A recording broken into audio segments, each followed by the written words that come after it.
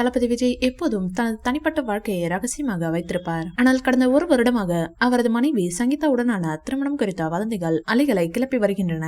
விவாகரத்து பற்றிய கிசுகிசுகள் முதல் நடிகை த்ரிஷாவுடன் தளபதி விஜயை இணைக்கும் ஊகங்கள் வரை பரபரப்பு நிற்கவில்லை.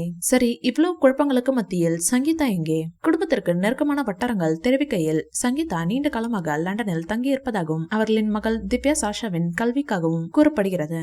கோவாவில் நடைபெற்ற கீர்த்தி சுரேஷின் திருமணத்தில் தளபதி விஜய் மற்றும் த்ரிஷா இருவரும் ஒன்றாக கலந்து கொண்டதாக வதந்திகள் பரவிய போது கிசுகிசுகள் காலப்போக்கில் மேலும் பரபரப்பை ஏற்படுத்தின.